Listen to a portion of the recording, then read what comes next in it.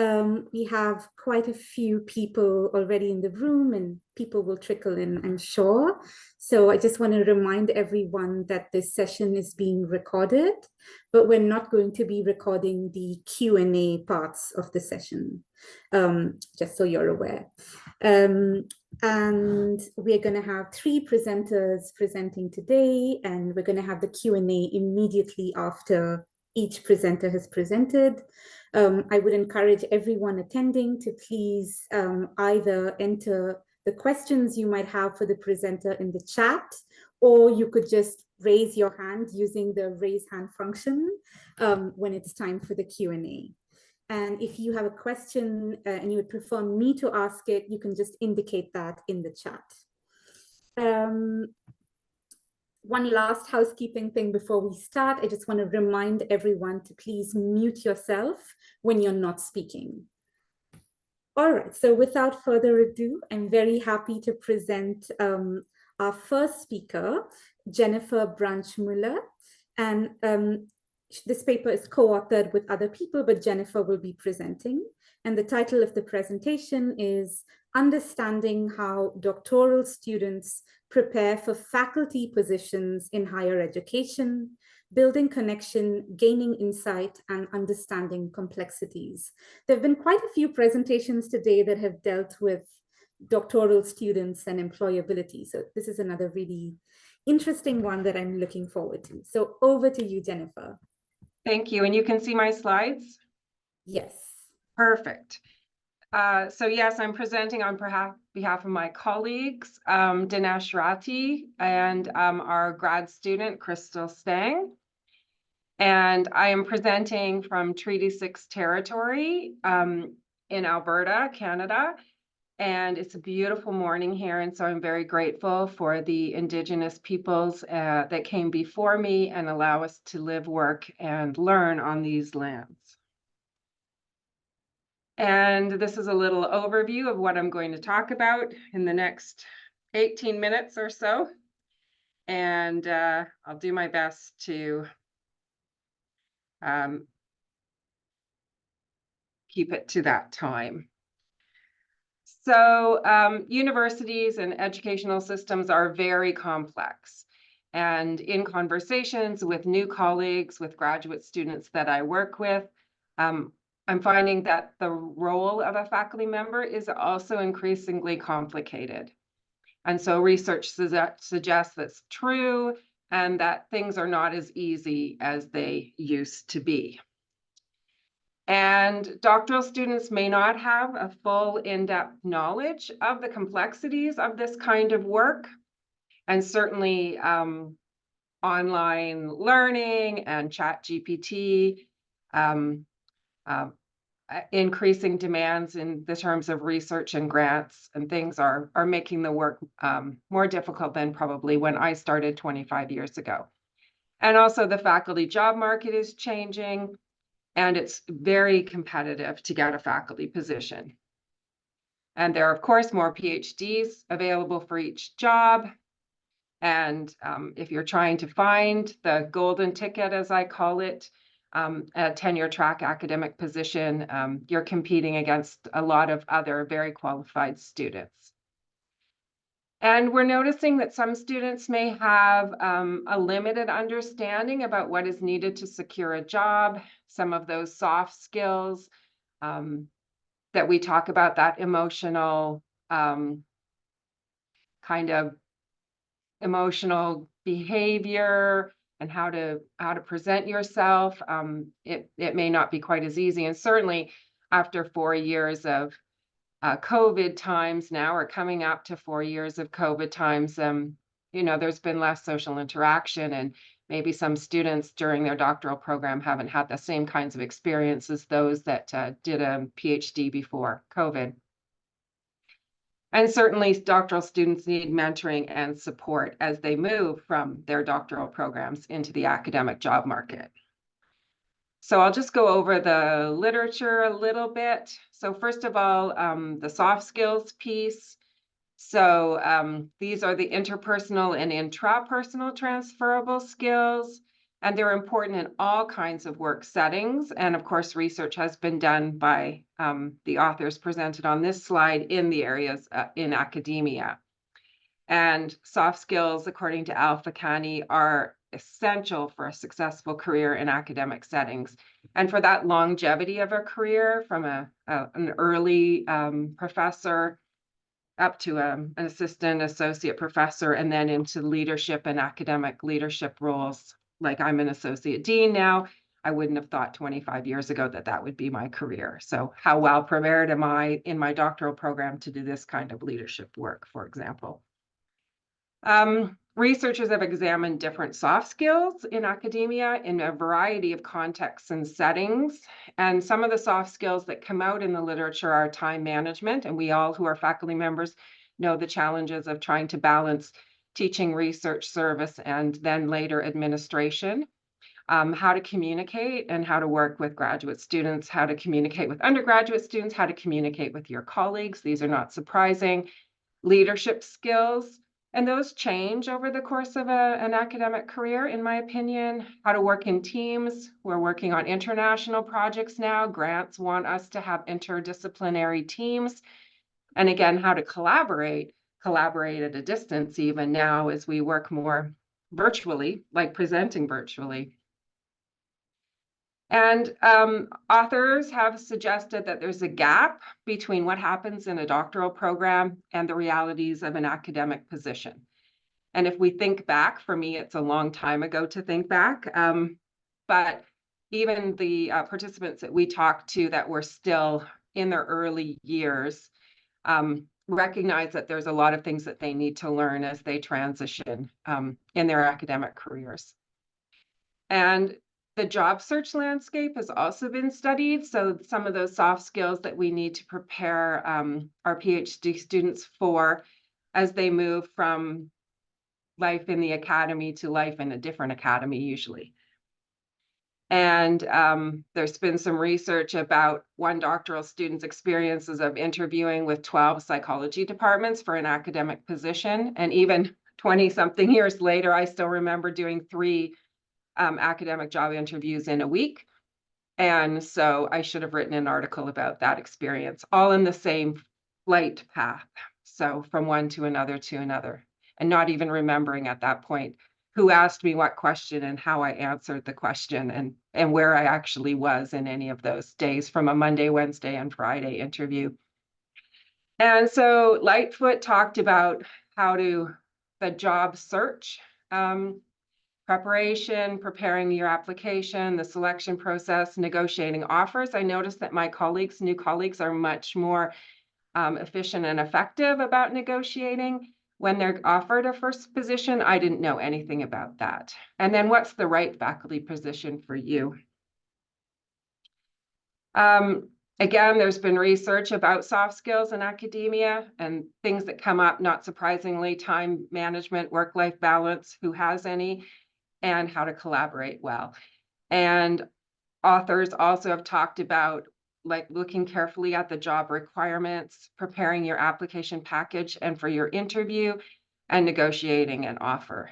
And so, how important that cover letter is, how important the way you frame your academic CV or resume to really showcase on paper, who you are as an academic and who you could be. So a lot of things that some students may not be well prepared for. And so my colleague Dinesh and I were sitting on my front porch during COVID when we weren't inside. And he comes from a business background and he said, man, we need to write a book, What They Don't Teach You in Your Doctoral Program. And he referred to this book, What They Don't Teach You at Harvard Business School. And both of us had moved into leadership positions, more junior leadership positions, like an associate chair kind of position.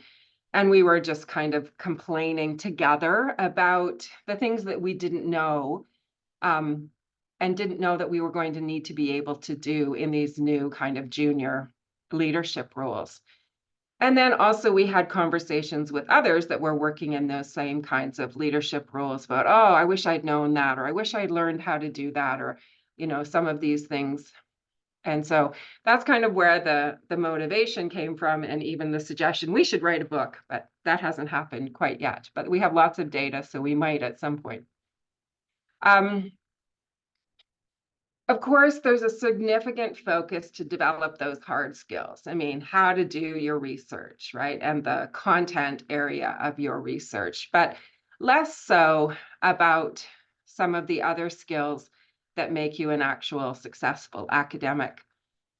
And depending on the doctoral program, even at my university, which is quite large, the University of Alberta has about 45,000 students. And there are different experiences depending on the faculty or discipline. The Faculty of Nursing, for example, has a new PhD program with 3 one-credit courses. So kind of 15 hours of instruction and experience, building some of those. How do you identify as an academic or as a researcher, and how to build your research social media presence, or how do you, some of those kinds of things that's not common in other doctoral programs. And so how do you kind of, even in a big university, decide what those key soft skills are and how you're going to develop them? And then how do things that happen in the broader university support that learning, or what happens within faculties or disciplines or programs? And so we decided to look at the experience of this. So the research examines the ways in which doctoral students can prepare themselves for faculty positions, developing specific soft skills, and using specific strategies to build connections and understand the complexity of higher education. And these questions were part of a larger small study, I would say, where we were looking at kind of the academic trajectory and the soft skills, and how those soft skills changed depending where you were in your academic career. So we used a generic qualitative research paradigm to really understand how people make sense of their lives, in this case, academic lives, and their experiences, moving from doctoral programs into that, in the Canadian language, assistant professor, associate professor, full professor, and then into administration.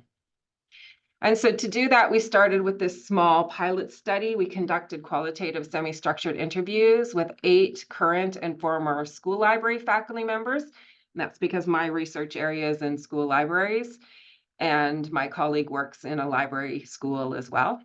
And all our participants were women and spoke English, and that is really the demographic of those, of most school library faculty members. And we were using this to kind of test so that we could expand the research in other disciplines, but we started with this discipline. We looked at people, participants at different stages in their academic careers, from somebody who had just started their academic position, literally we interviewed in February and she started in January, and to somebody who had just retired and was looking back over a long career. We transcribed the video interviews through Zoom. And then we, of course, if you've ever seen a Zoom transcript that we did we updated that by human editors because there's some strange words. And then we used common themes and trends across, and we looked at the questions that we were asking. So we looked within questions and across questions to see the themes and trends. So of course there were limitations. It was a small study. There were only women participants. Some people had completed their doctoral degrees in 1987, and other people had completed them in 2022. So, there was a long time of, forgetting and maybe creating experiences based on graduate students that they'd worked with, or maybe not recalling all the details. But even so, it was an interesting discussion with these participants. So what did we find? So we found kind of 2 things that doctoral students and the faculty members that we interviewed were talking about how to develop and hone the soft skills to prepare them for academic work, and some of the strategies that they use to help prepare them and to build, I don't want to say competency, but build comfort level maybe with those academic interviews and then early in the academic position. And of course, a lot of this is also how you're mentored by your doctoral supervisory committee or your doctoral supervisor. In my case, it was definitely a committee of people helping me and mentoring me. So these are the soft skills that emerged from the interviews: networking and building connections, refining and practicing presentation skills, enhancing your communication skills, working on self-presentation. So how do you build who you want to be, improving cultural awareness, and this is really about academic cultures and work cultures, and what it's like in where you do your PhD versus the culture of another university or program. Really think about your planning skills, think about your time management skills, and build those leadership skills within your doctoral program. And so my dissertation supervisor always talked about the full service academic, and it's a term I use when I work with graduate students now. And the full service academic is like a full service gas station in olden days, where they changed the tires and they did an oil change and you could get gas, and there was maybe a motel attached, and there was probably a restaurant, and all of these things were happening at the same time. And a full service academic really needs to be able to move between the research teaching service and then later administrative roles skillfully. And so these full service academic pieces need to be developed, or at least starting to have an understanding of what that full service academic life will be. The data talked about connections and networking skills, and people talked about get to know what it's like working at your university. So you need to kind of find out and approach a faculty member at an institution and say, can I get you a cup of coffee? Can I get you a cup of coffee? Can I ask you about your advice? What do you see as being a successful characteristics of a faculty member? Try to get used to talking to strangers at a conference or at other places. It's really difficult, but try to do that. You can prepare and practice with others, just like you do a mock Viva. You can do a mock interview and, practice, set it up, get your slides ready and present to your colleagues, have people ask questions. Understanding about the cultures of institutions or the cultures of departments, and that they can be quite different, and how to kind of negotiate that. Think about your 5-year plan. Everybody asks that question in an interview, like, what's your research plan? But really, what's your full service academic kind of plan? Where do you see your service going? What are the courses you might like to teach? And then what course might you like to develop? And then take on leadership skills earlier in your doctoral program. So, there's always opportunities to volunteer, to work on a conference, or to be the graduate student representative in an association. And actually, as we know, that it's usually cheaper to join an association when you're a student, so you can get involved earlier. Again, thinking about that self-presentation and your presentation skills and how to sell yourself. And again, that time management. And then these are some of the strategies to help build those skills: attend conferences, go to job talks. That was really helpful for me in my own work. Every time we were interviewing for a position, I went to the job talks to get a sense of the ways in which people present and the different ways they present and what things they highlight. Get involved in those associations, local, regional, national, and international, as soon as you can. Map your skills with the teaching needs for the position. Practice your interviews, learn about the location, come up with your list of good questions we've been interviewing recently, and it's really interesting to see the kinds of questions that people ask. And those good questions, when you're like, wow, that's a really good question. Consider the impact of being too social. My husband, he got drunk with one of the people, and that was not a good thing. He still got the job, but they went out drinking afterwards. And I always say, I can't believe you got the job. So you have to be careful. Use your support options and really conduct research about the institution. About this relationship building in our area, which is library science, you can attend a conference and there are places that help you to learn how to get into the job market. And again, those associations, build those connections early.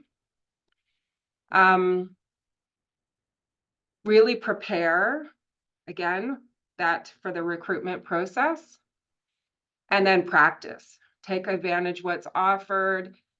Practice interviews. One participant talked about one of their professors offering that as a way to practice, like do a phone interview kind of thing. And again, go to the job talks that are happening. And then be careful, don't go drinking after your dinner with your colleague. So learn and be knowledgeable. Again, location, one of the participants said, location, low location, location, go to a place you want to be. That's important. So, I mean, if we're lucky enough to have the choice, not everybody does have the choice, but you do have to really think about where you want to live and work. So the findings align with the literature from different academic disciplines. There was research about self-presentation. There was research about enthusiasm and energy and how do you show up and communicate that you want the position. Again, there was research about knowing the place to which you are applying. If you're interested and qualified, don't waste people's time if you're not really interested. Look at some of the information: turnover, tenure, culture, politics, collegiality, that should say, and find out, use your formal and informal networks. And that helps if you're in an association to learn a little bit more. Again, think about the performance of the candidate during the teaching presentation, the research presentations. Those are always really important. And what do a good teaching presentation look like? What does a good research presentation look like? And make sure you have a really clear plan about what's going to happen after, now that you're moved on from your dissertation, and what is the arc of your career. And of course, those plans can change, but showing that you've really thought about that. Good communication skills. And again, there's been research that says this was the most important thing. And then networking can help you learn about conference positions that come up, and you can make a good first impression. Get in to build those genuine connections and really get a sense of the place. And that's hard if you're only there for a day or two, and especially hard in the times when we were interviewing people virtually and they never were able to come to campus. So I think that must have been difficult if you were looking for a job during COVID. And then being really strategic about the professional organizations and really prepare for that interview and practice the job talk and the teaching demonstration. And so here are some of our emerging and evolving thoughts. Really, in my work as the Associate Dean Academic, think about the PhD curriculum. What kinds of soft skills are we building in our doctoral students, and what kinds of experience do they have? Think about when you're choosing a doctoral program. Is it in person, online, full-time versus part-time?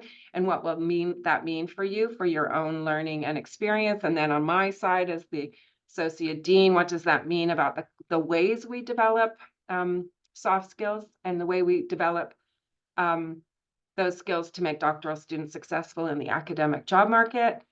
Of course, look at professional development and residency requirements when you're thinking about a doctoral program, and think about the kinds of support services that exist in the university that you're applying to, and how that might help you build to the academic job market. And so I'll wrap up quickly. I think I'm still pretty good for time. The study presents findings on soft skills and strategies that doctoral students can use to build connections, understand complexities, and prepare themselves when exploring faculty positions. Again, these soft skills that are important: networking, communication, leadership, planning and presentation skills, and cultural awareness. And then the strategies: attending conferences and job talks, participation in associations, thinking about socialization, learn about and research your future employer, and do practice interviews. So we feel that the study highlights the importance of those soft skills for doctoral students in their quest for an academic position. And of course, the study aims to contribute to the literature on soft skills. And the study provides evidence of the importance of systematic and intentional inclusion of opportunities to support the development of soft skills in doctoral programs. Again, we had some limitations that the participants were all women. But we're continuing the research. We're meeting with current doctoral students to learn about their preparation. We're talking about to doctoral students about the soft skills and their informal and formal opportunities. And we're comparing. So we've been interviewing doctoral students from different disciplines to see if there are different experiences across our campus. And there's a huge list of references, but if you would like them, I'm happy to share them with you. And just send me an email and I'll send them out to you. And so then I'm happy to answer any questions you might have. Thanks so much, Jennifer, for a really interesting presentation. Does anyone, once again, thank you so much. I think that was a really topical subject, and you can already see that people are finding this kind of research really valuable. So we're now going to move on to the second presentation, which is by Sarah Percy and Sarah Montano, and we have Sarah Percy presenting. Sarah, would you like to share your slides if you're using any? So the title of their presentation is Coaching, the Missing Link in Authentic Assessments for International Students. So whenever you're ready, Sarah. Okay, great. Hello, everybody. So thank you very much for the introduction. It's just going to be myself today, and I will quickly, I'm going to make sure I stick to time and not ramble too much. So these are the contents that we'll be going through in the subsections of the presentation today, where we'll go through the general overview, the problem that I recognized, very brief literature review, solution that I put forward to solve the problem, the case study methodology, some key findings, contributions, and key takeaways. So the overview. Now, I'm sure that AI and generative AI has been one of those key terms that will be in most people's presentations in some shape or form. It's something that we just can't escape, whether we want to embrace it or not.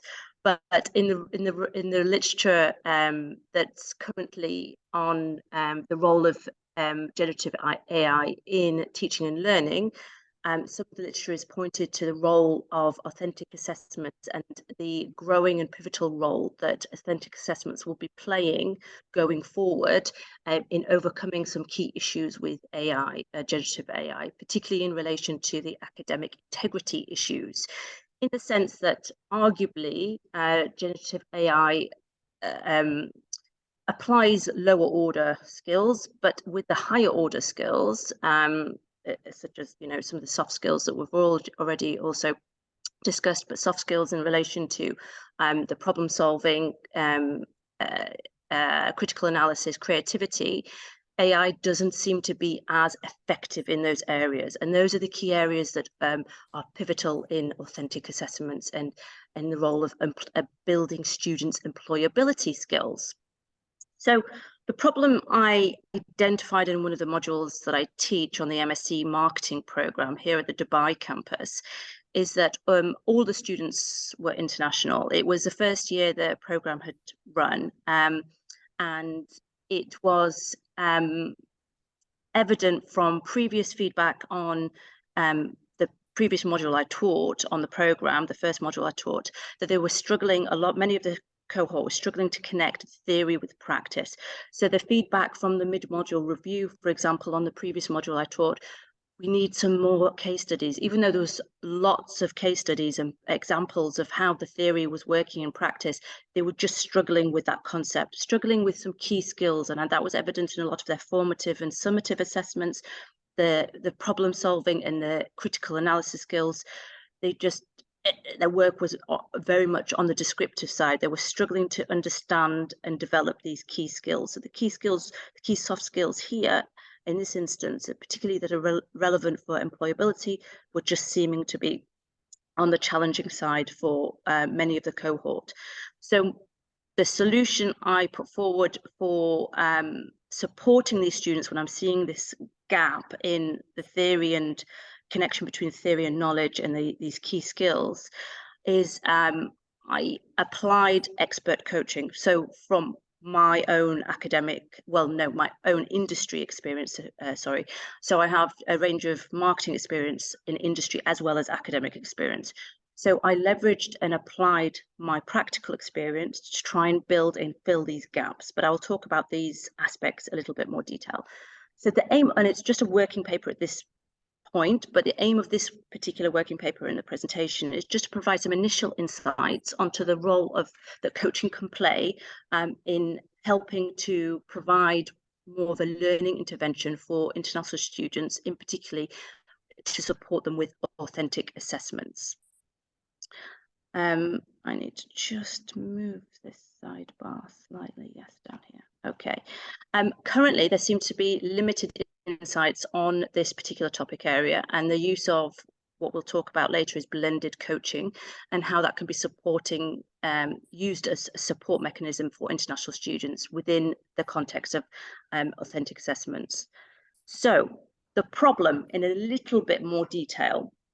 So all of the students now, there's just under 10 total students on the program with it being new, and there was only 8 taking this particular module, with them being full-time students. So all of them undertook their undergraduate degrees outside of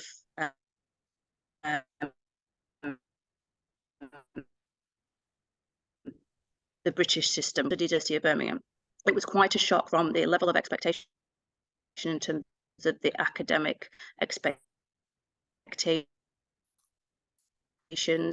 the skills that were required. Institutions, they did a lot more exam-based assessments as opposed to more practical, authentic assessments. And it was just evident from the feedback, as I mentioned before, that they were struggling to connect the theory to practice. And all the students worked apart from one student, but they were not in the field of marketing.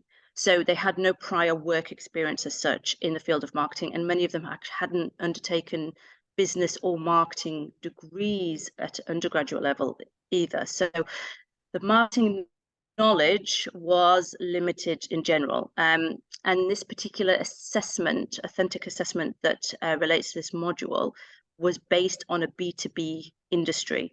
Now, that was even more challenging in a B2C context. They were trying to apply what they're learning in the classroom, then applying it to a new context in terms of B2B was seeming to be quite challenging. So one student even described the assessment when I was going through the different assessments for the module as it's impossible. And throughout the start of the module, a number of the students were saying, but how does this apply to the B2B? But we don't understand B2B. So I observed a lot of challenges, a lot of struggles, and none of the students at any point had undertaken the type of authentic assessment that was asked of them in this particular module. And they'd done case studies, potentially like in the past in their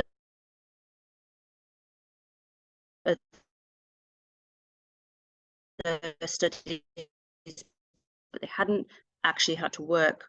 That soft skills that are important to support authentic assessments are not necessarily automatic. So this just begs the question, how can we support students that might not have the key skills or might have some skills that just need developing, don't have practical knowledge or struggle with the application of theory to practice, don't have as much work experience or marketing knowledge? How can we support these students to ensure that they apply and perform to the best of their abilities within these assessments?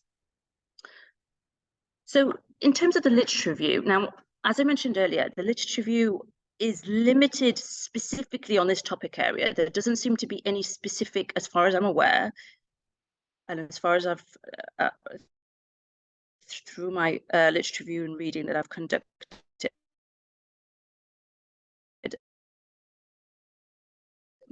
on the specific topic area of expert coaching. For it's just noteworthy to mention in it to start with the distinction between coaching and mentoring. Now, Jennifer kindly mentioned mentoring in her great presentation, and mentoring being that of when, say, a higher faculty member then is supporting and mentoring, say, a doctoral student. Now, that's quite a good example because that's more of a longer term where someone with more experience in a higher position is trying to develop someone in perhaps a lower position. Now, coaching, now they are interlinked concepts, but they're at different ends of a spectrum. Coaching tends to be a bit more on the practical side and a little bit more short-term orientated. And it's often seen as a lot of positive associations with coaching within the teaching and learning realm in terms of having the ability to enhance student experience, be a form of learning intervention. So identifying gaps, identifying challenges, and trying to fill those gaps as much as possible. And then this is what we're trying to ensure, that we enhance that level of employability as much as possible. So linked to the learning intervention, where are these gaps in the employability? How can we enhance these skills further as much as possible to ensure that the students are as work ready as possible if they are choosing to go into the working world thereafter? Now, this goes hand in hand with the challenges that are raised in some of the literature for international students. It's been noted that some international students do struggle to develop these transferable soft skills, even though they want to be as work ready, because that's some of their rationale for going to the university, for going higher education, going and furthering their education is to be and to get the best job possible and graduate after they've qualified. So how do we ensure their employability? If they're struggling in the first instance, then this is where the learning intervention comes into play, and that additional support mechanisms to put in action as and when required. So it's supporting these international students as much as we can. So there are different approaches in the literature to coaching, but they tend to focus, apart from one model, on one aspect and one type and one approach to coaching, whether it's peer-to-peer coaching, whether it's instructional coaching. But what I found interesting is Bloom et al.'s blended coaching model. Now, this does not just apply one approach to coaching. This takes a more holistic approach, which is fits with a lot of my approach to teaching and learning. There isn't a one size fits all. So using and adapting a model such as this focuses on types of coaching, instructional and facilitative, and they are different, but they can be used together and to different degrees. So there's a flexibility to the model depending on the diverse needs of the learners.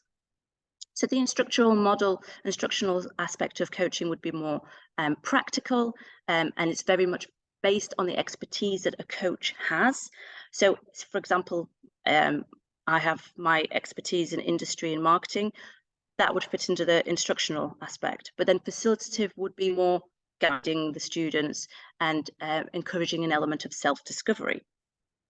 But as I said, they can be used together but to different degrees depending on the situation and the learner's needs, which I found very, very interesting.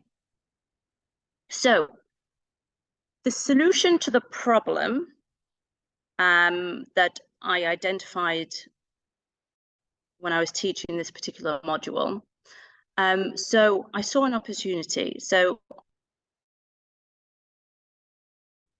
I have over 10 years of it climbed the ladder, so to speak, from junior roles right up to a marketing director roles, and I've done consulting as well.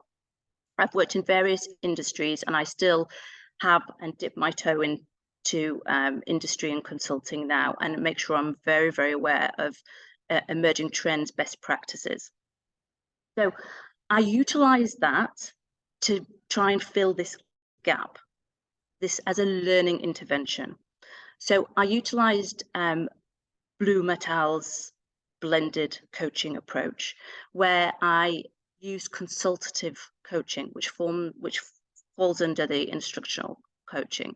So I'm using my expertise, my expert advice and knowledge to help build these connections for the students, particularly the ones that are challenging, that feel challenged by connecting this theory to practice and trying to build these key soft skills such as problem solving, critical analysis and creativity.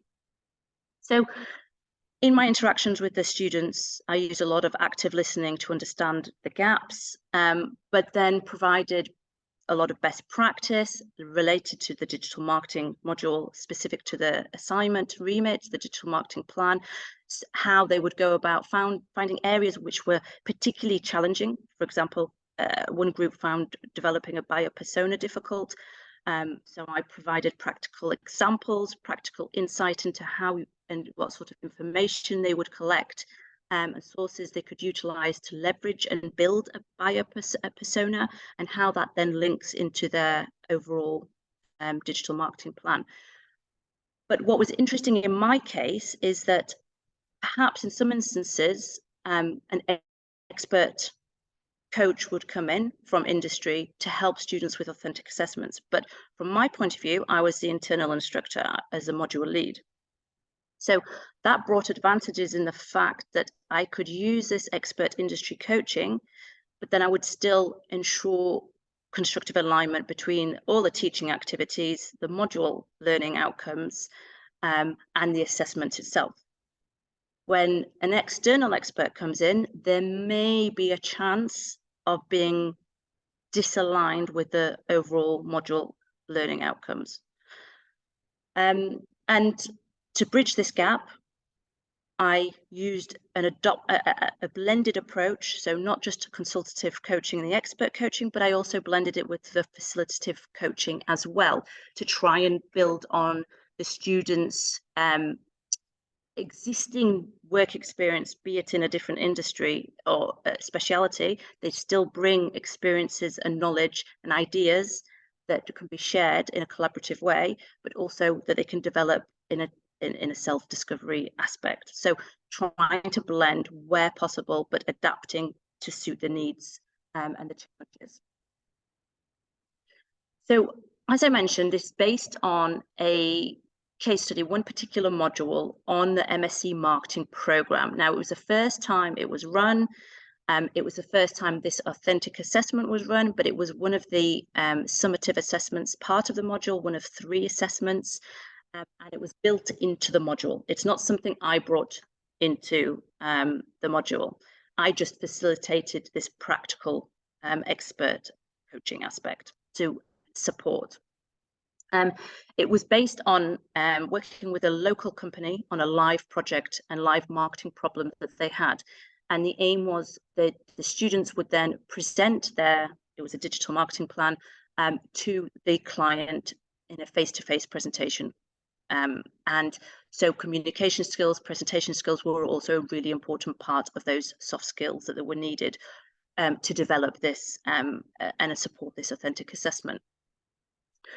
So to build and to bring the coaching and support mechanisms in place, the summative assessment was scaffolded into a series of formative assessments, which were all face-to-face, and this is where the face-to-face coaching took place with each formative assessment.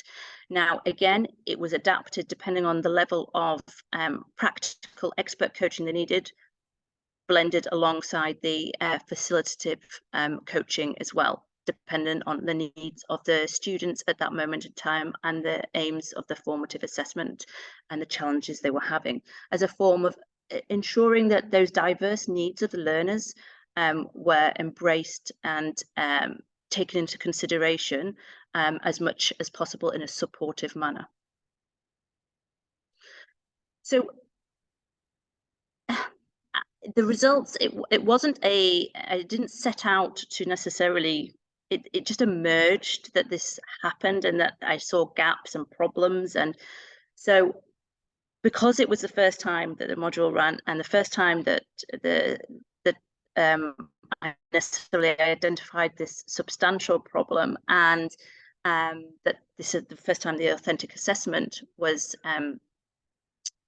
utilised and carried out by the students, the quality of student feedback was the only source of feedback at this moment in time. Now, in the future, I will be putting more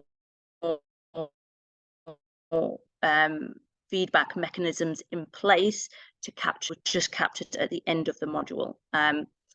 So it was generally on the module itself, but there were specific questions in relation to the coaching and the authentic assessment. So the themes were very positive. There were actually, fortunately, no negative aspects. The key aspect is that they felt supported. So they came from this overwhelming, challenging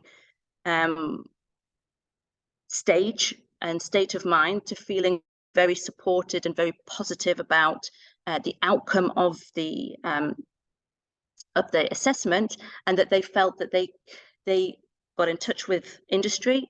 They managed to develop their practical skills. They were supported by myself.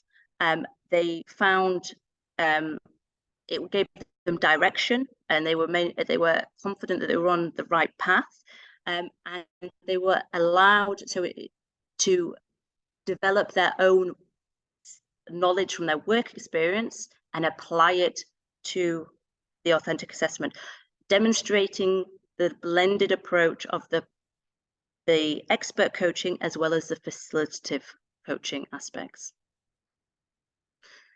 So the contribution of the study is the originality and value of supporting and developing internationals' employability skills through this blended coaching approach. So providing the support, the learning mechanisms to ensure that the students are as work ready as possible. And contribution to research and practice in coaching and employability of international students in higher education within the context of authentic assessments. So I hope some key takeaways initially from this initial working paper are some ideas of how blended coaching could be implemented alongside authentic assessments to support students, and that it can help and support and create a very inclusive learning environment, enhancing international students' employability skills, and supporting international students with authentic assessments and allowing them to be work ready, which is vital post-COVID and in the wake of AI as well. Here are some of my references, and any questions? I hope I have kept to time. Yeah, and I'll introduce the presentation in the meanwhile. So this final presentation is titled Evaluating the Impact of the Teaching Campus Program on Education Subject Students and Hosting Schools in an Indonesian Teacher Training and Education Institute. And this is going to be presented by Wai Zhang and Dedi Irwan, both of whom are here. So you can start whenever you're ready. Thank you, Susanna. I'll make a start. Can anybody hear me? Perfect. Yeah, we Okay, can hear great. you. Okay, so yes, I am Wei Zhang. I'm from University of Leicester, and I'm presenting this project with Dr. Dedi Irvan from Indonesia. So it's an international collaborative project and focusing on employability initiative impact on the education subject students hosting schools and the universities in an Indonesia Teacher Training and Education Institute. Dedi, can I hand over the floor to you for the background part?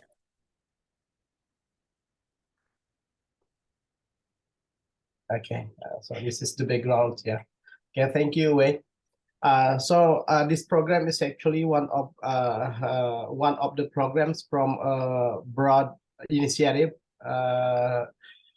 by the Ministry of Education that aims to make improvement to Indonesian education. So we call it the MBKM initiative. There are 8 activities, 8 programs under this initiative in order to develop the educations, including the internships, community services, and as you can see on the slides there, we focus on the 3rd program, that is teaching opportunities within education units. So this programs is for the university students to be able to get the real life experience in schools, in teachings and also school management, to experience in around 4 months a placement in the schools. Yeah, especially for the rural schools and the schools with the low quality, as indicated by the national accreditation level. The school that are hosting in these programs, usually the school with the level of C or lower. In Indonesia, we have the accreditation level from A, B, C, and unaccredited schools. And for these programs, the university students who are selected to join these programs are placed in those kind of schools with the C accredited schools or lower. Okay, so these programs, beside to enhance the career prospect and employability skills for university students, this also aims to help the schools to improve the quality of their teaching and learning, and at the basics education level, especially in the elementary schools, and also including elementary schools and also junior high school for 1 semester. Okay, this program is especially open for education subject students enrolled in both vocational and academic universities. Okay, students are placed in around 1 semester. Actually, they are in the school for 4 months. The first month they spend for the preparations, and the last month for 1 semester for the reporting and also preparations to be back to campus. And then these programs also involve 1 lecturers accompanying the students during the programs. Yeah. Okay, next slide this way. Okay, so one of the target of the program is the rural school. In order to help them improve in this case, then when we talk about rurals, it refers to the schools with the obstacles of geographic disconnections, and then some other also learning resources limitations. So it makes them having highly challenging to attract and retrain talented teachers within these communities.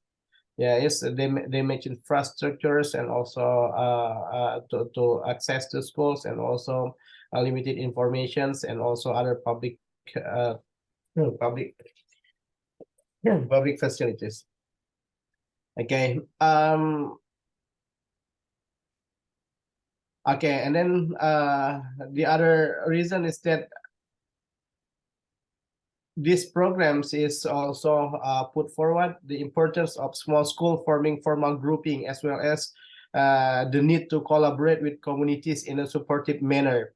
So it is a kind of I think one of the plan for the from the government to make the collaborations to improve the educations not only by the government and by the school itself, but involving other parties, including the universities.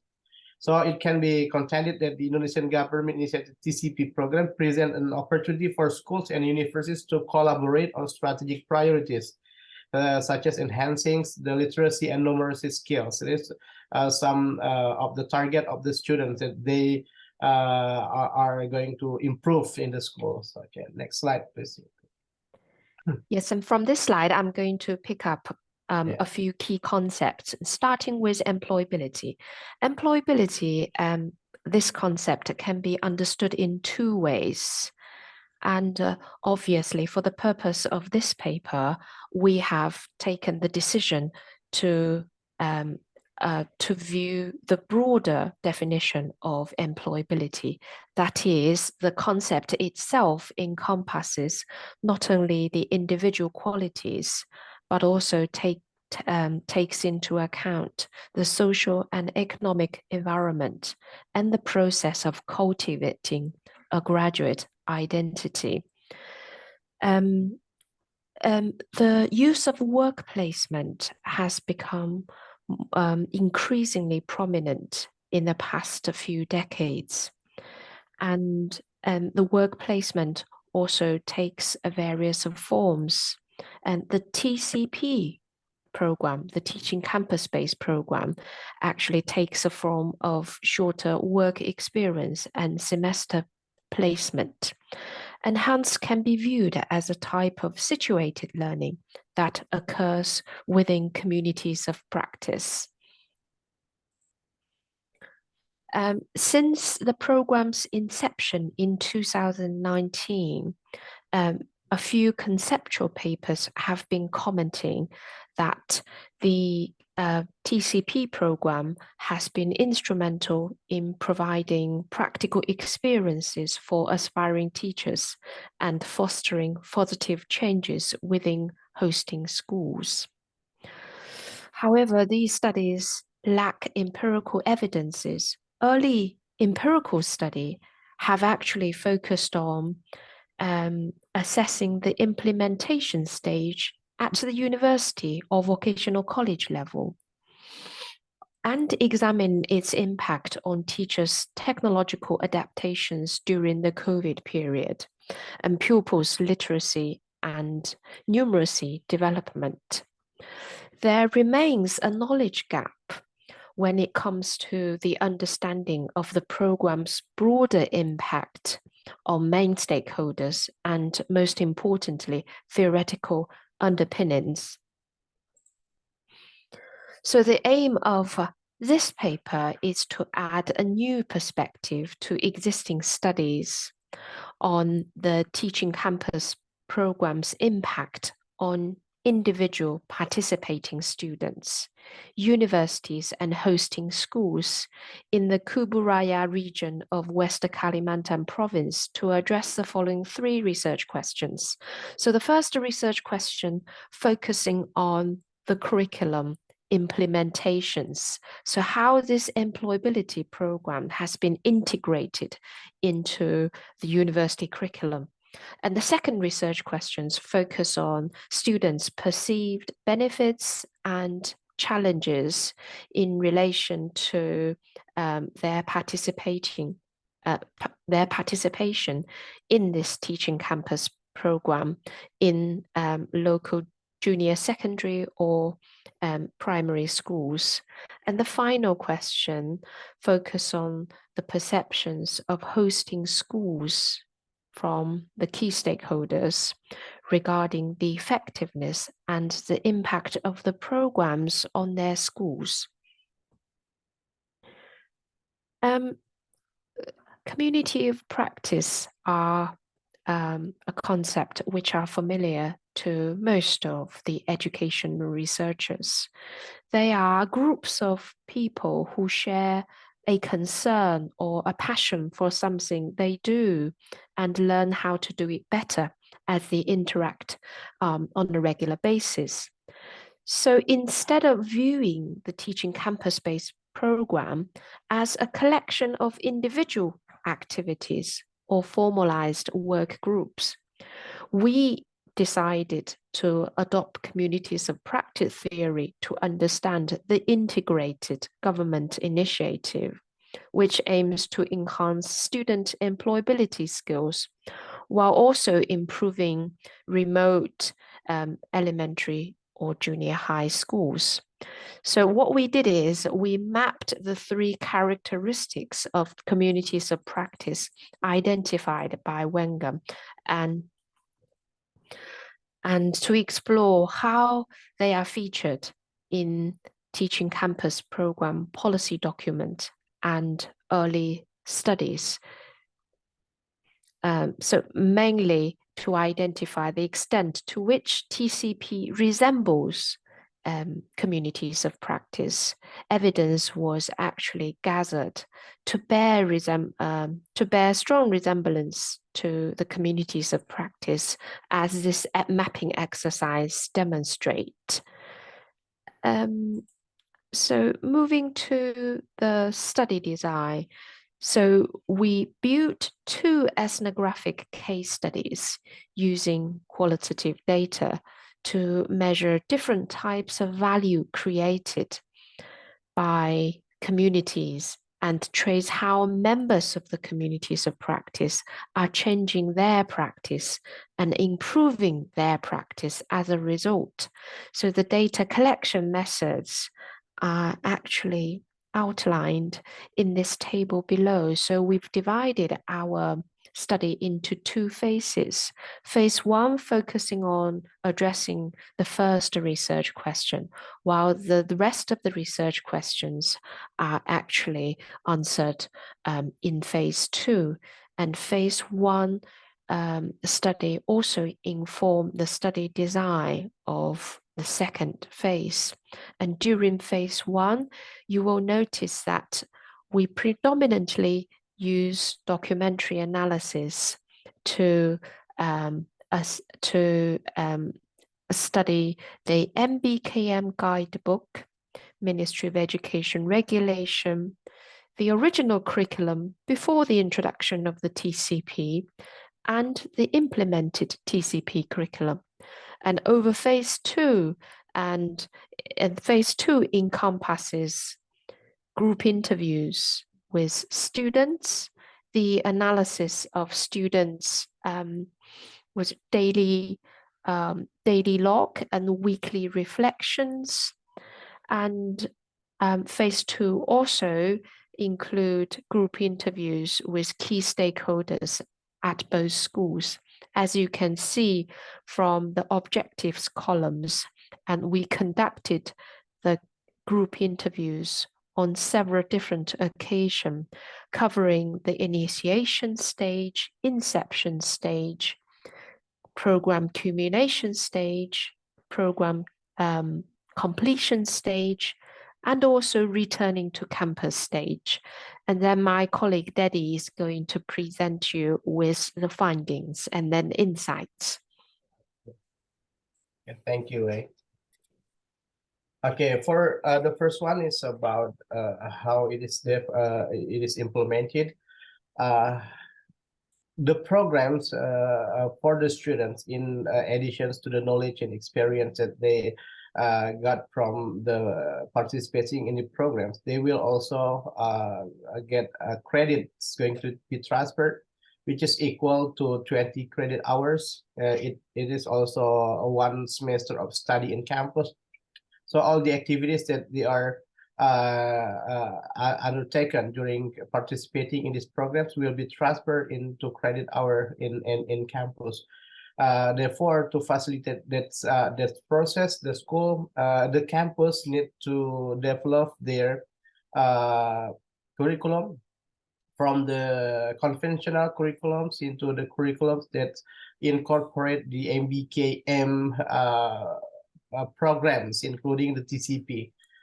So in here, the last curriculum that the campus have is 2019 curriculums, And then starting from 2020, they start to develop another curriculums, not another actually, but to incorporate the MBKM framework into their curriculums. Okay, next slide, please. Okay, this is developed specifically for the TCP programs, because TCP activities tend to be teaching activities, and then social services, and also research activities. So the credit hours that are going to be transferred for these programs are mostly related to teaching, as you can see on the slide. Teaching practice 1, teaching practice 2, and then social service, and in total 20 credit hours that they are going to get for these programs. Next slide, please. And this is how they incorporate the MBKM curriculums into the conventional one.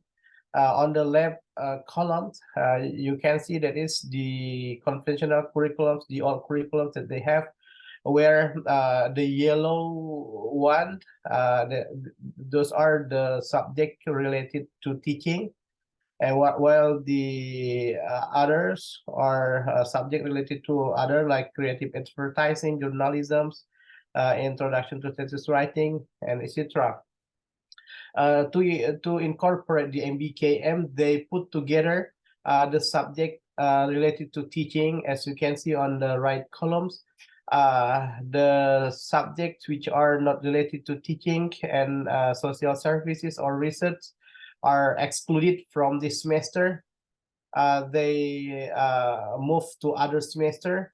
It tend to be later semester or earlier semester, while those subjects are replaced with the teaching related subjects which are already been placed at the other semester. So it is in this semester, most of the subjects that they use or they put in this semester is teaching related subjects or social services, and also some related subjects. Next, please. Okay, this is in relation to the research questions one. After observing and also analyzing the processes, we develop these figures, yeah, in order to describe the stages of the programs. We divided the program into 3 stages. The first is pre-present stage.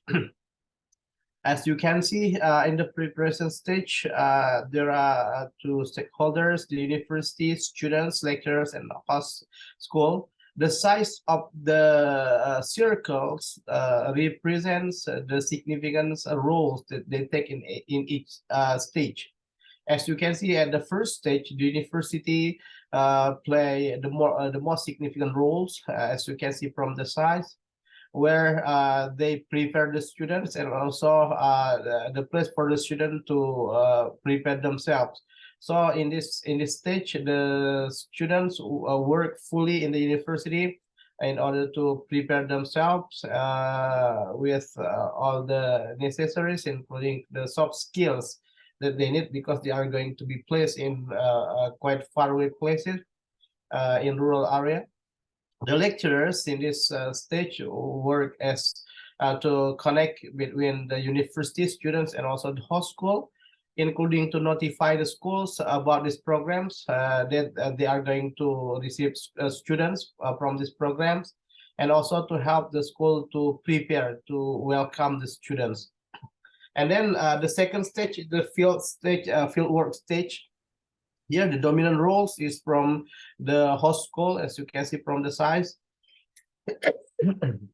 In this stage, So sorry to interrupt. You have just yes. a little bit less than a minute left. So if you could start wrapping up.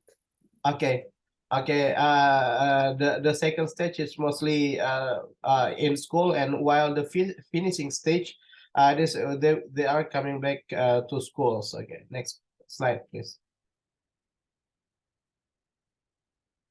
Okay, this is the process that I think we can skip this one, the process, the selection process. And then the students' roles, we have describe a little bit from the figures. So you can go to the next slide. Okay, this is the mentoring support for the lecturers to guide the students and to help the students for every challenges they face during participating in the programs. And then next slide, please. Okay, this is the findings related to the impact of the programs. We developed 4 themes that we found. The first is that this program facilitating the exchange of knowledge, fostering people connection, and enhancing social mobility in remote and economically disadvantaged rural areas. Next slide, please. And then the second theme is that students gain invaluable practical knowledge in instructional techniques, classroom management strategies, and methods to engage students effectively. This experience, okay, next slide, please. And then the third theme that we developed is that the university lecturers and students has brought fresh perspectives, digital literacy skills, and innovative pedagogical approach to these schools. And then the fourth one, that the TCP has primarily emphasized the development of employment skills among university students. Okay, next slide. Okay, this is our references. And thank you for the times, yeah. Thanks Okay, so much. And sorry, audience, for the really excellent questions. And have a great end of the day at the closing remarks. And for those attending the in-person days, I hope you have a really good conference. All right, bye-bye. Thank you for sharing. That's Thank you. excellent.